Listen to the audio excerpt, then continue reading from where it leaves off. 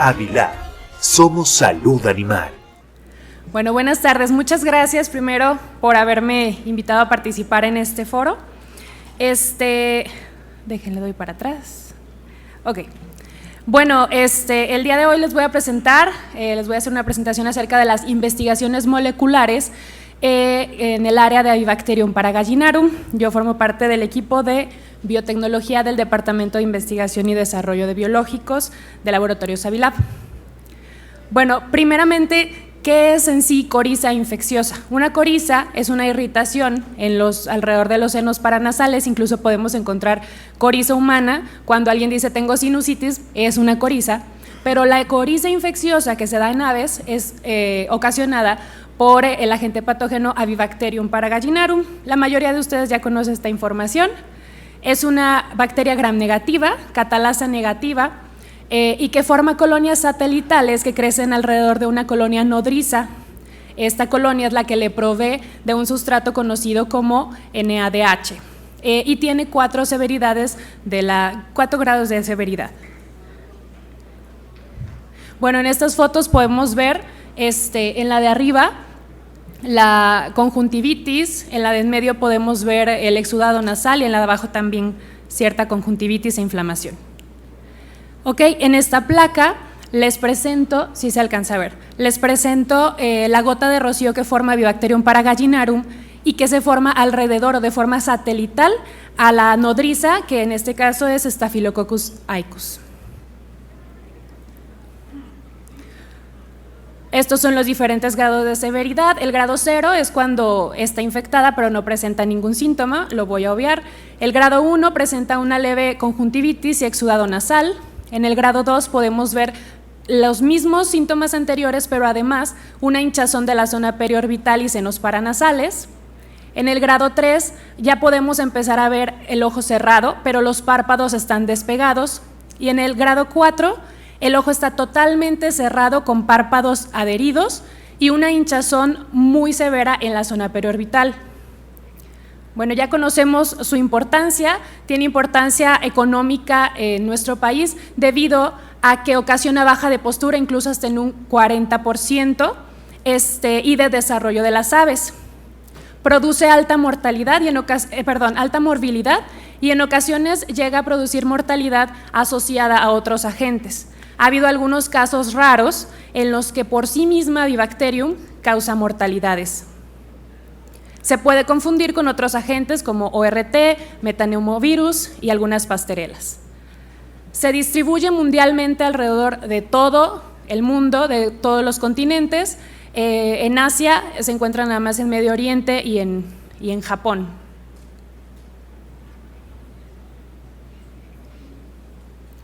Ok, algunos recordarán que hace algunos años esta bacteria se conocía como Haemophilus paragallinarum.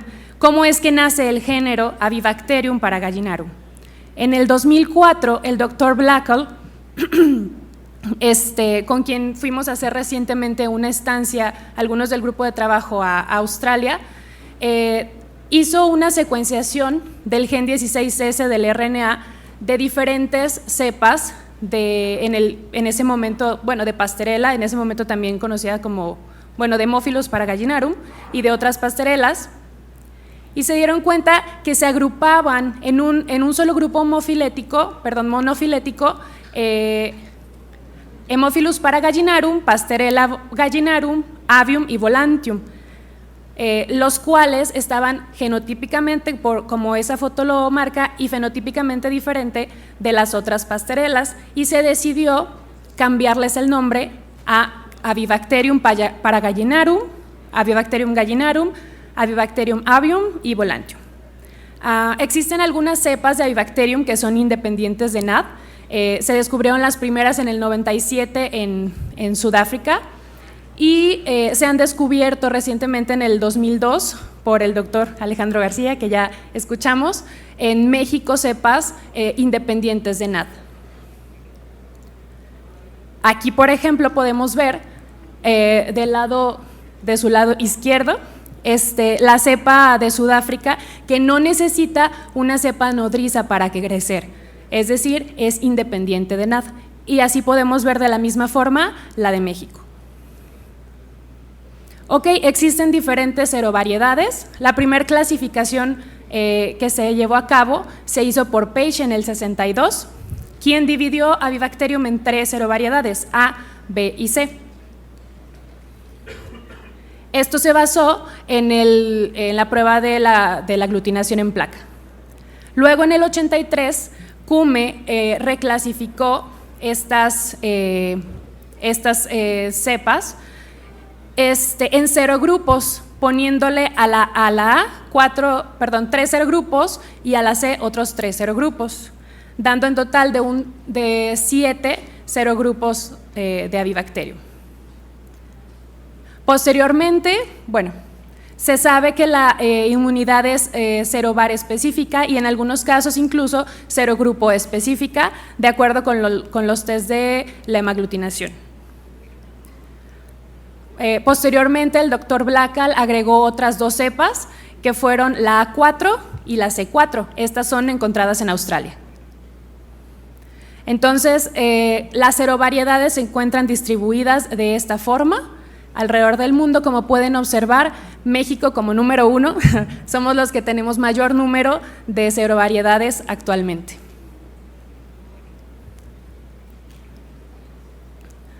Ok, vámonos a la inmunoprofilaxis. En estos momentos solamente se cuentan con vacunas inactivadas o bacterinas que permiten proteger a las aves contra este patógeno. Se encuentran en desarrollo, hablando de la parte biotecnológica, se encuentran en desarrollo una hemaglutinina recombinante, hemaglutinina de Avibacterium, obviamente, que puede proporcionar protección, pero solamente con serovar homólogo. Asimismo, una vacuna que se generó mediante un péptido que también demostró proporcionar protección de la misma forma homóloga. Ahora está la pregunta, ¿pueden llegar estas tecnologías a ser parte de un producto comercial? Eso es donde ya tenemos que ponernos a pensar, porque depende de muchas otras cosas, los costos de producción, los costos de la tecnología, cuánto costaría al final la vacuna. En Avilab estamos trabajando actualmente, de hecho fue parte de lo que fuimos a trabajar con el doctor Blackall. Estamos trabajando en nuevos desarrollos con nuevas tecnologías que implican la biotecnología para resolver estos problemas. Ok, existen diferentes grados de virulencia dependiendo de la serovariedad. El doctor Bragg y colaboradores desafiaron con aislamientos sudafricanos de A1, B1, C2 y C3, dándose cuenta que la cepa C3 fue la que produjo los signos más graves en las aves desafiadas.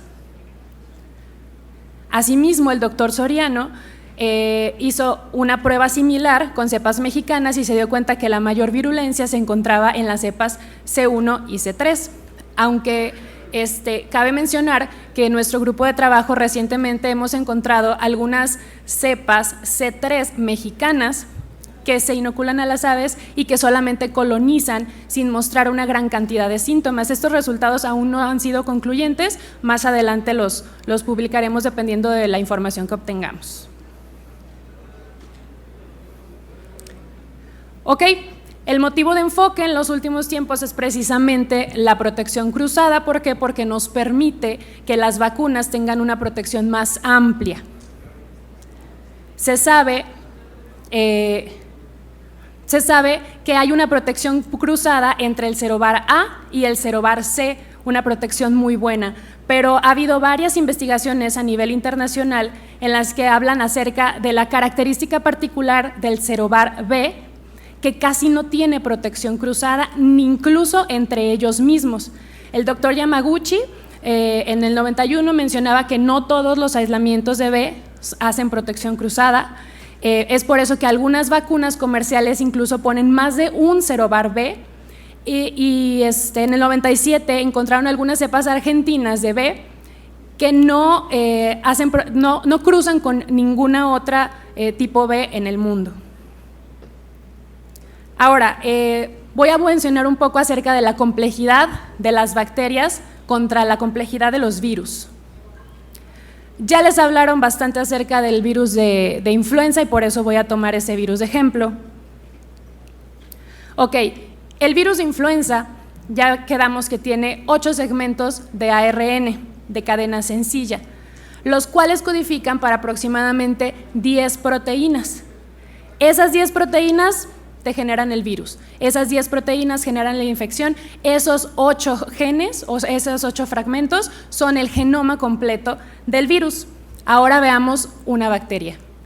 Esta es Haemophilus influenza, que es la bacteria de la que más se conoce actualmente y tiene casi 2 millones de pares de bases, su genoma, comprendiendo más de 1.700 genes. Entonces, influenza se conoce perfectamente de pe a pa, pero una bacteria es muy difícil que de forma molecular, por su material genético, podamos saber todo de esa bacteria. Esto requiere tiempo y requiere mucho trabajo.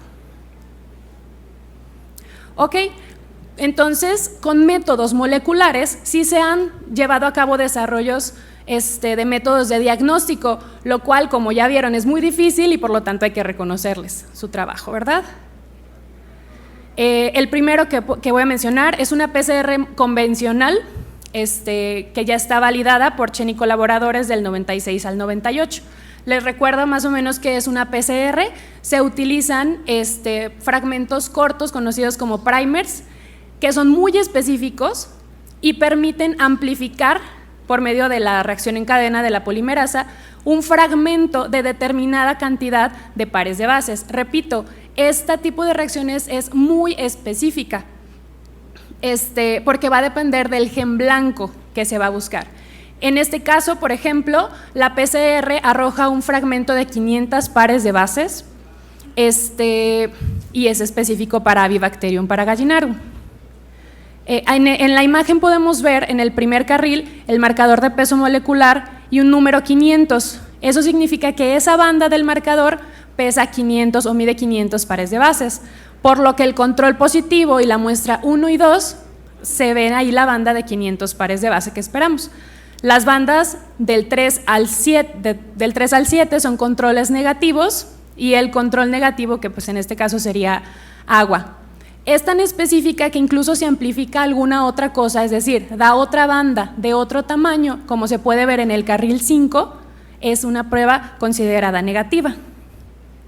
Mediante esta técnica se pudieron encontrar, digámoslo así, diagnosticar o identificar cepas de Avibacterium en diferentes granjas que por cultivo incluso no se lograron identificar. Por ejemplo, ahí la primera, se identificaron 13 en cultivo y 14 mediante PCR.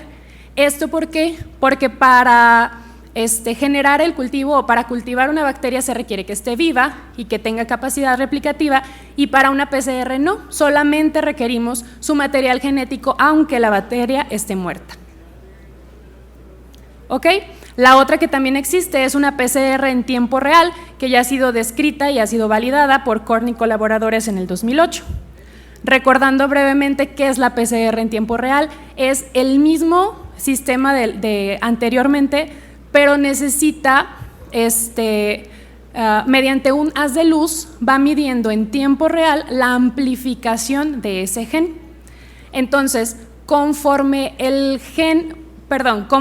la reacción llegue más rápido a la fase logarítmica de amplificación, quiere decir que tenía mayor cantidad de material genético. Para esto incluso se pueden generar reacciones para cuantificar, en las cuales se meten diluciones de cultivos, se hace su PCR, se genera, como se ve de este lado, del lado izquierdo, se genera una curva estándar y por una regresión lineal se puede predecir mediante para otros nuevos cultivos u otras nuevas muestras cuál sería la cantidad de unidades formadoras de colonias sin necesidad de cultivarlas. En aquellos laboratorios a los que les cuesta trabajo o no tienen mucha experiencia en el manejo del NAD, el uso de las PCRs es una alternativa muy buena, e incluso también para aquellas regiones en las cuales hay cepas NAD independientes, como son Sudáfrica y como son aquí en México. Estos ensayos son necesarios para poder diagnosticar Avibacterium paragallinarum y sobre todo para poder diferenciarlo de Ornibacterium rhinotracheale. No hay forma, es la desventaja, no hay forma de obtener un conocimiento de cuál es el serovar o si existe una resistencia a antibiótico por medio de estas técnicas. Eso es imposible. Ok, ahora voy a hablar acerca de los métodos moleculares para genoserotipificación. ¿Qué significa esta palabra? Podemos caracterizar genotípicamente un organismo por cualquier proteína, es decir, caracterizarlo por sus genes. Pero si esta caracterización no se relaciona con la serotipificación, es decir, con la serología, a nosotros no nos sirve de nada para predecir cuál va a ser su comportamiento frente a las vacunas, ¿estamos de acuerdo?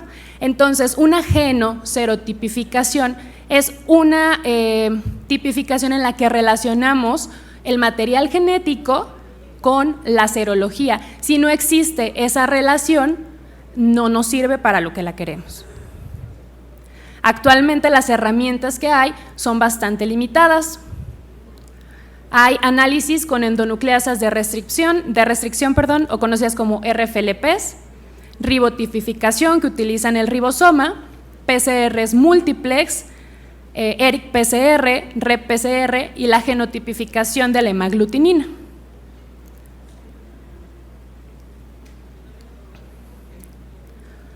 ¿Ok?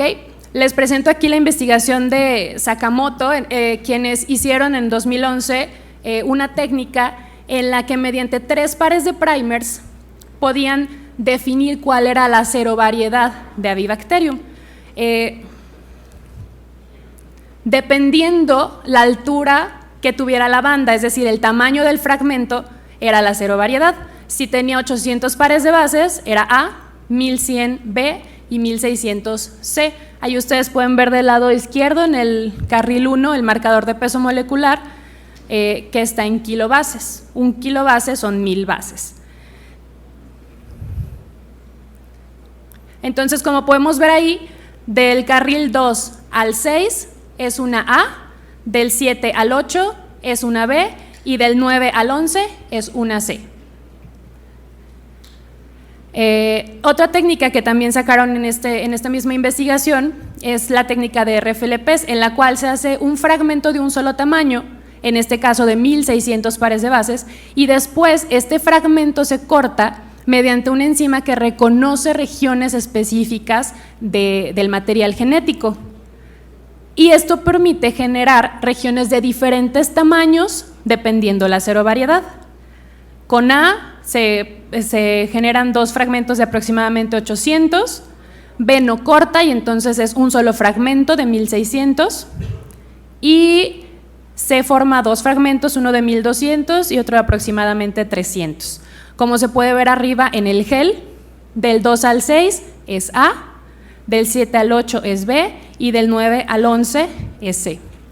Pero esta técnica se ha comprobado en 2 investigaciones con muchas más cepas, con muchos más aislamientos y ha habido diferencias. Erasto Morales en el 2014 la probó y si pueden darse cuenta con las líneas en azul, la última columna son las que muestran los resultados con la PCR multiplex, que difieren con la clasificación serológica. Esto nos dice que esta prueba, aunque pudiera ser un poco útil, no es confiable. El doctor Blackall, de la misma forma, generó otra evaluación de esta técnica, concluyendo con otros más aislamientos y otras más cepas de referencia que tampoco coincidían con la serología y la PCR multiplex. Entonces, pero bueno, esta técnica recientemente que fuimos a Australia la utilizamos para probar 2 cepas que venían de Estados Unidos. Ellos querían saber si el nuevo brote era el mismo a la cepa anterior que ellos habían tenido años atrás. Entonces, se llevó a cabo la PCR multiplex. El resultado, como ustedes pueden ver, les estoy marcando la banda del 2000, Un poquito más abajo serían los 1600, digamos que es adecuado, es positivo, muy bien, los 3 son C. Nos trajimos esta técnica para acá, para México, y metimos algunos aislamientos locales o algunos aislamientos mexicanos y obtuvimos lo siguiente. Mientras por serología, o la serotipificación es la de abajo, por PCR múltiplex nos arrojó el resultado de arriba, solamente obteniendo 2 resultados que coincidían con lo que debíamos obtener. Y regresamos a lo mismo, son confiables entonces esta técnica, entonces pensaríamos que para obtener el serovar es poco confiable esta técnica. En el mismo estudio del doctor Blackall hicieron el análisis de los RFLPs con el mismo resultado, muchas no coinciden el resultado que arroja los RFLPs con el resultado que arroja la serovariedad.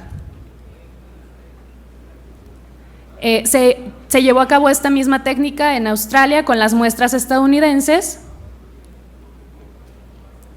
y se obtuvo que las 3 sí eran C y coincidían con el patrón que se esperaba de una serovariedad C, que podemos ver allá abajo, que dice 1284 y 339, 2 banditas. Estamos en estos momentos estandarizando esa técnica aquí en México y lo que hemos obtenido con una sola muestra de serovar C es que sí, también arrojó el patrón que se esperaba.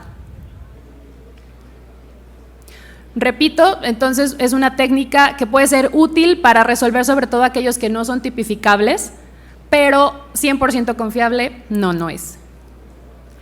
La ERIC-PCR, algunos de ustedes a lo mejor ya la habrán escuchado, significa por sus siglas en inglés Enterobacterial Repetitive Intergenic Consensus Based PCR, y son secuencias de primers que son muy conservadas y solamente difieren en su ubicación en el genoma. Cambian obviamente entre especies y también cambian entre diferentes cepas, lo cual nos arroja diferente bandeo dependiendo de la cepa que estemos trabajando. Aquí, por ejemplo, vemos una PCR que es de un trabajo de García Sánchez del 2013, en la cual el primer cuadro en blanco están las cepas de referencia.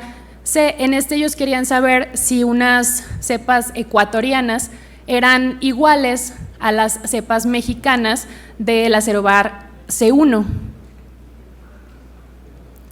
Esas son las de Ecuador, esas son las mexicanas, y como pueden darse cuenta, en realidad el perfil que arrojan sí es igual. Entonces la conclusión fue que sí son iguales las de Ecuador y las mexicanas, pero si se pueden fijar bien, no es similar el patrón, no es igual el patrón al del C1.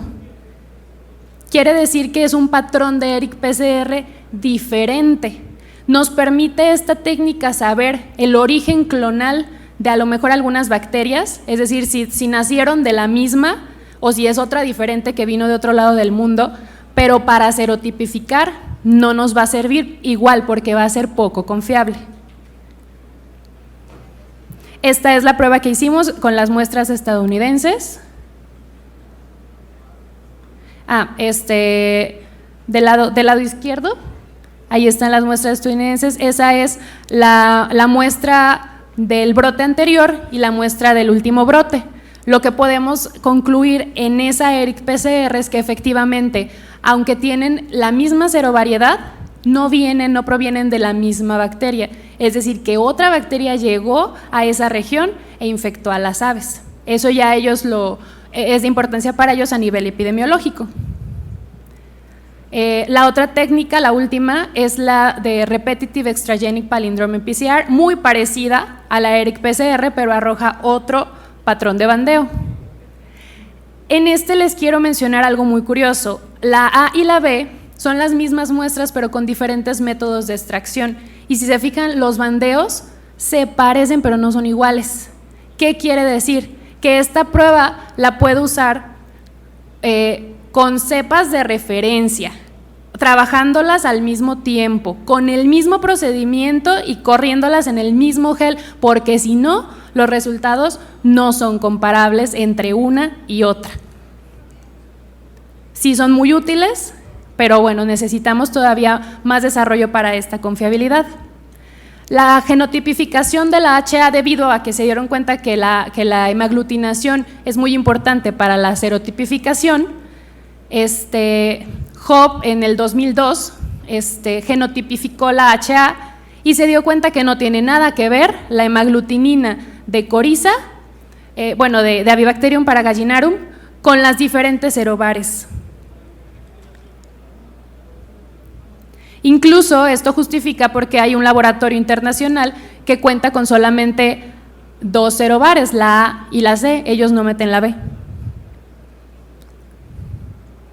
García Sánchez, en su investigación, repitió lo mismo con las cepas de referencia y algunas cepas, las mexicanas y las ecuatorianas. Vemos que las cepas de referencia no se relacionan para nada o no se agrupan por serobares. Y además que aunque la C1 pertenece al mismo serobar, la hemaglutinina es totalmente diferente, no tan solo a la misma C1, sino a todas las demás hemaglutininas que se habían visto. Es importante mencionar esta parte en la que vimos que hay 3 del grupo A que son muy similares, pero hay una del grupo C que se parece mucho. Incluso nos llamó la atención porque hemos visto que en las pruebas de HI hay una correlación, hay una reacción cruzada entre variedades del grupo A con variedades del grupo C. Estamos en la espera de la prueba de potencia para ver qué tanta reacción cruzada en general hace cada una de ellas con la otra. Y con esto estuvimos trabajando en el análisis de estos 2 genes. Estos son, el de arriba es un gen de la serobar A y el de abajo es uno de la serobar C, del gen de la hemaglutinina. ¿Qué podemos observar? Que solamente cambia en un nucleótido, lo que genera el cambio en un solo aminoácido. Prácticamente la proteína es idéntica. Entonces esto nos lleva a pensar, o esto nos abre un camino, una ruta de investigación para ver, ok, si la hemaglutinina de los 2 es idéntica, entonces ¿en dónde está el cambio? En dónde es donde cambia el cromosoma que permita generar unas diferencias tantas o tan grandes que cambien en la serotipificación. Ok, en conclusión, Avibacterium sigue siendo de interés para la industria avícola por las pérdidas económicas y las pérdidas sobre todo en bajas de postura. Existen pruebas moleculares que son muy útiles y son validadas y probadas para el diagnóstico de la bacteria. Pero las pruebas moleculares para serotipificación actualmente no son concluyentes o más bien no son confiables. Por lo tanto, requerimos más estudios del genoma de Avibacterium para poder conocer más a fondo esta bacteria y su comportamiento. Esto nos lleva a las perspectivas.